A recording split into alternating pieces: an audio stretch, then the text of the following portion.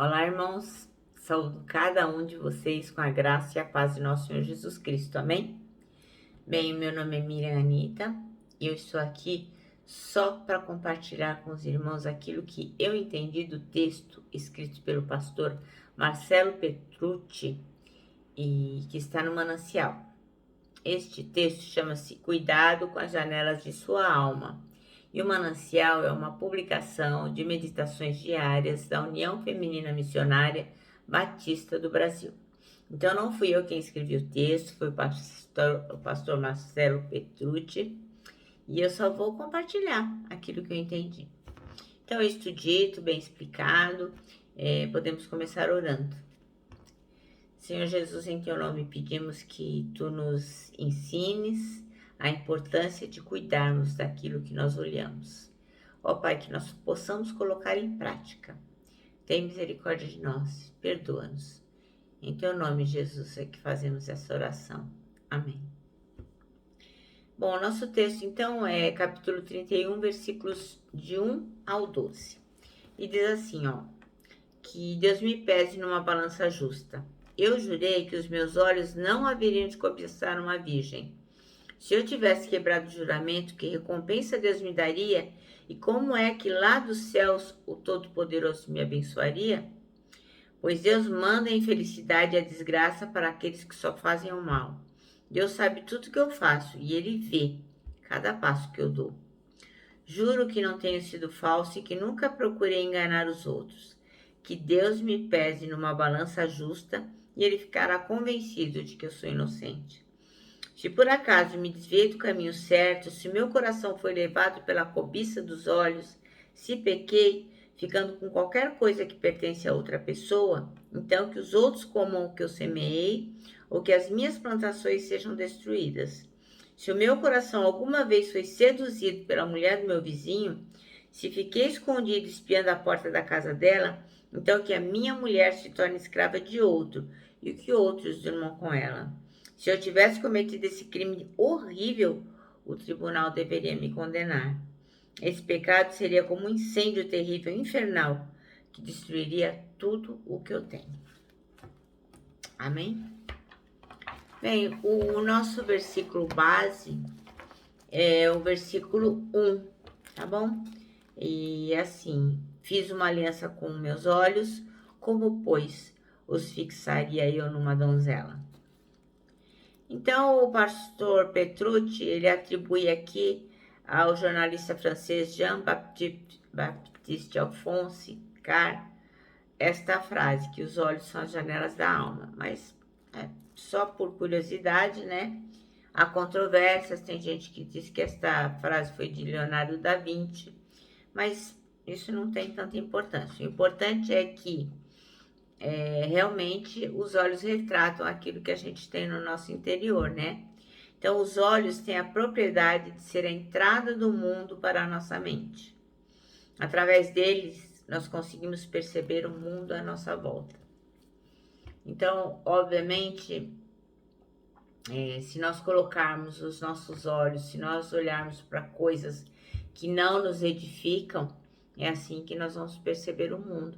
E é assim que nós vamos depositar as coisas no nosso interior, no nosso coração, na nossa mente.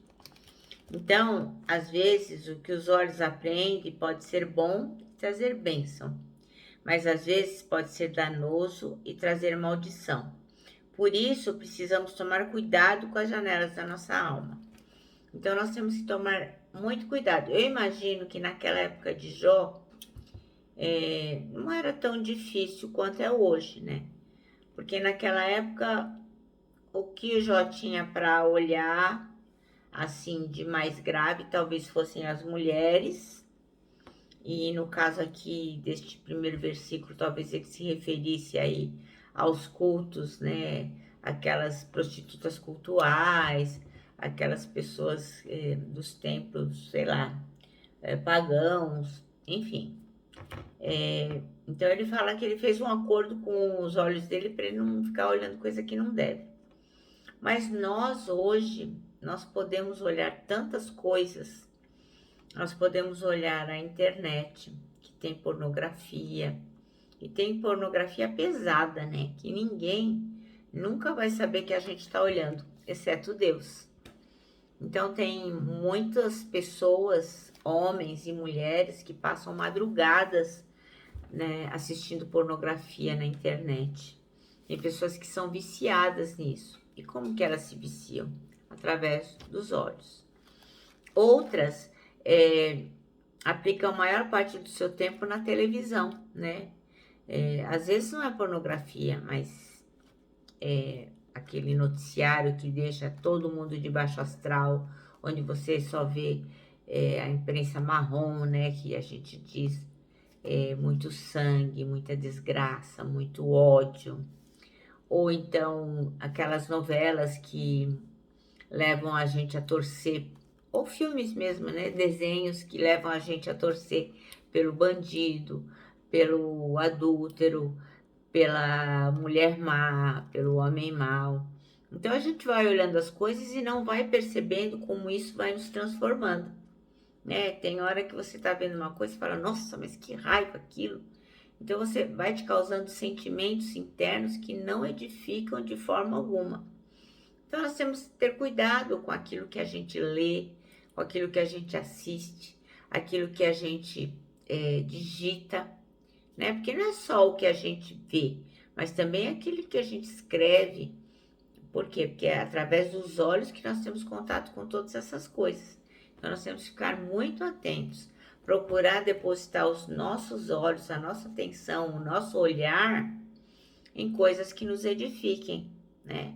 Ler a palavra, ter conexão com o Senhor através de coisas boas, enfim, um filme que nos edifique. São essas coisas que nós temos que depositar no nosso olhar. Porque eu imagino que na época de Jó era mais fácil. Acho que talvez a gente não pode dizer que o pecado era diferente, né?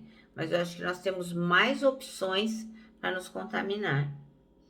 Então, é importante dizer que Jó tinha esse cuidado, né? Quando ele diz que ele fez uma aliança com os olhos dele, ele tinha esse cuidado, né? De não depositar o olhar onde não deveria. Até porque essas imagens, elas ficam gravadas na nossa lembrança, né? Toda vez que a gente vê uma coisa ruim, ou sedutora, ou pornográfica, isso fica na nossa mente, sim. Então, Jó afirma que tem uma aliança com os olhos para quê? Para não pecar contra Deus. Então, o contexto no qual ele faz tal afirmação é de muito sofrimento. Porque Jó, coitado, estava ferrado, né? Tudo na vida dele tinha ido por água abaixo. Ele viu a vida dele, que era tão abençoada, ele era um homem rico, cheio de filhos, cheio de empregados, e ele viu tudo se perder, né? Então o texto diz que a vida dele, que era abençoada, se transformou numa espécie de sucursal do inferno aqui na terra. Ele perdeu tudo, dinheiro, filhos e saúde. Então, mesmo em meio a tanto sofrimento, Jó cuidou bem dos seus olhos, que filtravam o que deveria admitir em seu pensamento e o que não deveria. Então, ele, meio àquela situação, ele buscava, então, procurar coisas que o transformassem numa pessoa melhor, e não trazer para o seu interior coisas piores, porque ele tinha feito uma aliança com os olhos dele, né? Então, a aliança de Jó com seus olhos tinha uma razão. Ele não estava disposto a olhar na direção errada. Por quê? Porque ele preferiu olhar para Deus e para sua vontade. Isso é muito importante nas nossas vidas hoje, né? Não só no tempo de Jó, mas hoje também. Nós temos que olhar para Deus. O nosso olho tem que estar fixo em Jesus Cristo, em Deus, nas coisas do Espírito Santo.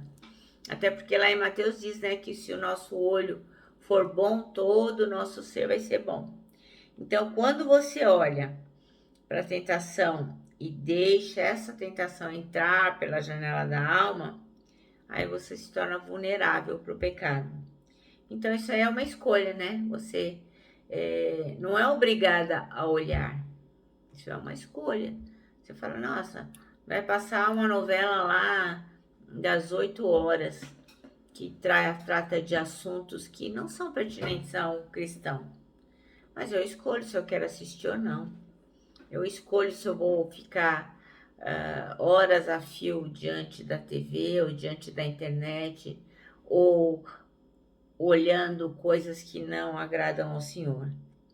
Então, a pergunta que o pastor Petrucci diz é: para onde é que você dirige o seu olhar? Você já pensou nisso?